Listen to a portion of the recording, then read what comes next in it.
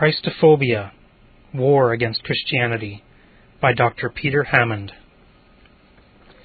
It was Sunday, and I had been invited to participate in Radio 702's program Believe It or Not, hosted by Kate Turkington.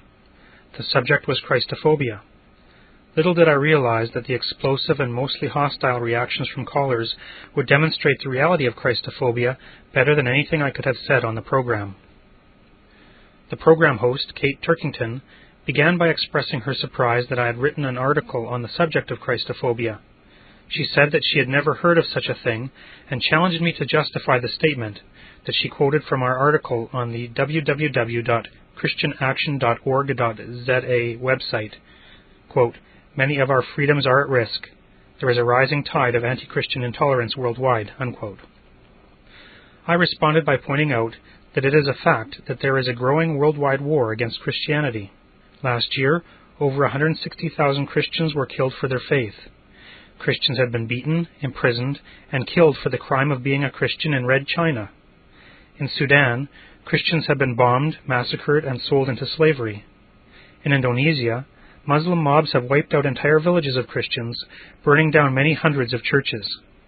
Christians have been targeted and assassinated in Iraq, Iran, Pakistan, Saudi Arabia, and Egypt.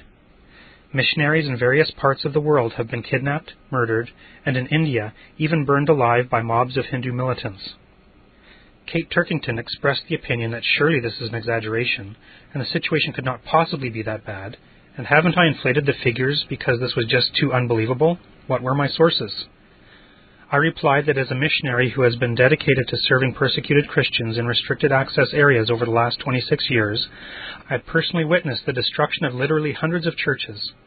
I had documented in books such as In the Killing Fields of Mozambique, Holocaust in Rwanda, and Faith Under Fire in Sudan, the systematic government-organized persecution of Christians in Marxist Mozambique and Rwanda, and in Sudan at the hands of the National Islamic Front government. I personally had experienced aerial bombardments and artillery and rocket attacks on churches where I was preaching in Sudan. As for the statistics, Operation World, the Christian World Encyclopedia, Voice of the Martyrs, Open Doors, the World Evangelical Fellowship, International Day of Prayer for the Persecuted Church, and numerous other books, organizations, and websites provide exhaustive documentation of the persecution of Christians worldwide. But surely, the presenter insisted, these statistics cannot possibly be so high. Aren't we dealing with a few isolated exceptions? No, I insisted. It is calculated that over 42 million Christians died at the hands of anti-Christian governments, mostly communist regimes, in the 20th century alone. The Black Book of Communism, written by ex-communist leaders themselves, documents, using the Soviet Union's own archives, that under Joseph Stalin, up to 690,000 executions a year were carried out. Over 20 million Christians were slaughtered in the Soviet Union alone, mostly by Joseph Stalin's regime. Over 1 million Christians were slaughtered in Red China under Mao Zedong's purge. Colonel Mengistu's Marxist regime in Ethiopia killed another million. At least 300,000 Christians were murdered under Samora Machel's Frelimo regime in Mozambique. Before I could give more statistics, I was interrupted and told that this just didn't seem possible, and there were many callers waiting to challenge my assertions. She then read out several SMSs, including one that stated, quote, "It's good that Christians are being persecuted. It shows that something right is being done in the world. Christians deserve everything they are getting," unquote. The first caller identified himself as Mohammed, and he stated that Christians should expect to be persecuted as they are a minority in another country which holds a different religion. He specifically referred to my report on Christians being killed in Indonesia and said that as Christians were a minority in Indonesia, they should expect that, just as Muslims expected to be discriminated against in the USA. Quote, "Why do Christians go to countries which have another religion? They should stay in their own countries. They are just asking for trouble if they go into other lands that have their own religions. Why are they interfering? They are bringing this upon themselves. They should stay in their own countries," unquote. When I had the opportunity to respond, I pointed out that one cannot say that the Christians in Sudan are foreigners who have come into Sudan to interfere. The very name Sudan means the land of the black people. For many centuries, black Christians were the majority in northern Sudan. Christianity long predates Islam in Sudan and was established already in the 1st century. For 9 centuries, the black Christians in Sudan managed to resist the Arab invasions, and when they finally crumbled before the Islamic offenses, a remnant of Christians continued to hold on tenaciously to their faith. Today, they are suffering jihad from the National Islamic Front government, which has been trying to eradicate their faith. Let us face it, the Arabs were not originally indigenous to Sudan. The Arabic language comes from Saudi Arabia. The black Christians were the original inhabitants of Sudan, and even though they had been massacred and enslaved into a minority position now, you cannot claim that Islam was in Sudan first. As far as comparing the persecution of Christians in Indonesia with possible discrimination that some Muslims were experiencing in the USA, I did not think it was morally equivalent to dismiss the beheading of Christian schoolgirls in Indonesia by referring to some discrimination that individual Muslims had experienced at the hands of some citizens in the USA. As far as I knew, no mosques had been burned in the USA, as many hundreds of churches have been burned in Indonesia.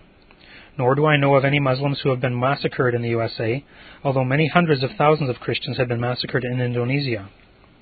Another caller related how a Hindu girl at a local school had asked a Christian scholar whether she really needed to believe in Jesus in order to go to heaven. The caller was most irate as she related that the Christian child had told this Hindu girl that Jesus is the way, the truth, and the life, and no one could go to heaven except through Jesus. Quote, "It's a crime. It shouldn't be allowed. This kind of scaremongering, preaching on hell, telling people that Jesus is the only way to God, children should not be allowed to talk like that. Some censorship is justified. We have to stop this kind of thing. It's hurtful and disturbing." Unquote. The caller repeated in many different ways how she was convinced that nobody should be allowed to suggest that Jesus Christ is the only way to God. Another caller opinionated that, quote, "Christians can also be irrational. If Christians obtained power, then they would do the same abuses of power as everyone else. So what's the difference?" Unquote. In response, I pointed out that before the Protestant Reformation, authoritarianism prevailed. Whatever the chief, king, pharaoh, Caesar, or emperor said was law. However, the Protestant Reformation introduced the whole concept of the rule of law, constitutional authority, representative governments, and separation of powers. Previously, governments were only changed by violent overthrows and assassinations. It is a fruit of Christianity that some countries have the opportunity to peacefully replace their governments. While many examples could be cited of atheist states murdering millions, there is no example of Protestant Christians committing such atrocities. To this there was quite an explosive reaction. How can I suggest that anyone has ever been killed in the name of atheism? Well, far more people have been killed in the name of atheism than by all other religions combined. The 20th century has been the bloodiest century in all of history. Secular humanism has proven to be the most destructive religion of all time. Secular humanist states, espousing atheism and Darwinian social theories, killed over 160 million of their own citizens in the 20th century. But, protested Kate, surely none of these governments were committing such atrocities in the name of secular humanism or atheism. Yes, indeed, that is exactly what they were doing. In the name of atheism, and as officially secular states with humanism as their state ideology, Marxist regimes such as the Soviet Union slaughtered tens of millions of their own citizens. Now, we are not here talking about soldiers killed in war by foreign invaders. We are talking about unarmed civilians being massacred by their own governments, mostly in peace times. Death by Government and the Black Book of Communism document conclusively that in the name of atheism, secular humanist governments killed over 160 million of their own citizens in the 20th century alone.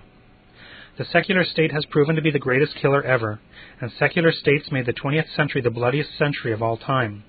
The bitter harvest of atheism proves that humanism is the most destructive religion in all of history. It was about at this time that I was informed that my contribution was over, and someone came on the line to thank me for my participation. As I did not have a radio available, I don't know what else was said on the program after they disconnected me. However, it would appear from the vitriolic reactions of many of the callers that Christophobia is alive and well.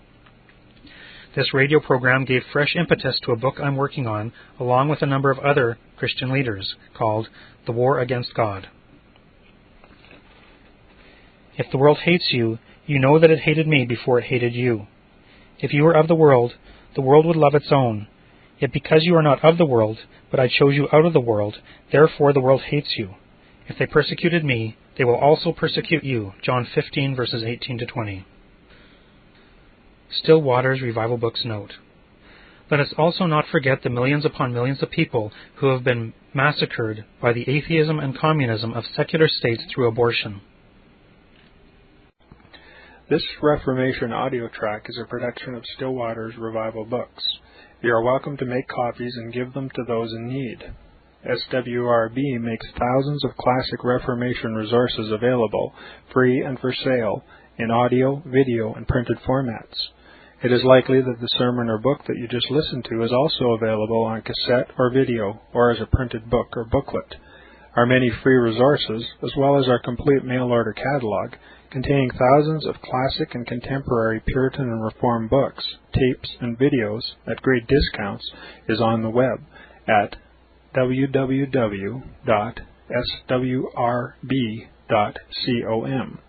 We can also be reached by email at swrb@swrb.com, by phone at 780-450-3730, by fax at 780-468-1096, or by mail at 4710-37A Avenue, Edmonton, that's Edmonton, Alberta, abbreviated capital A, capital B, Canada, T6L3T5. You may also request a free printed catalog. And remember that John Calvin, in defending the Reformation's regulative principle of worship, or what is sometimes called the scriptural law of worship, commenting on the words of God, which I commanded them not, neither came into my heart, from his commentary on Jeremiah 7:31, writes, God here cuts off from men every occasion for making evasions, since he condemns by this one phrase, I have not commanded them, whatever the Jews devised. There is then no other argument needed to condemn superstitions than that they are not commanded by God. For when men allow themselves to worship God according to their own fancies, and attend not to his commands, they pervert true religion. And if this principle was adopted by the papists, all those fictitious modes of worship in which they absurdly exercise themselves would fall to the ground. It is indeed a horrible thing for the papists to seek to discharge their duties towards God by performing their own superstitions. There is an immense number of them, as it is well known, and as it manifestly appears. Were they to admit this principle, that we cannot rightly worship God except by obeying his word, they would be delivered from their deep abyss of error. The prophet's words, then, are very important, when he says that God had commanded no such thing, and that it never came to his mind, as though he had said that men assume too much wisdom when they devise what he never required, nay, what he never knew.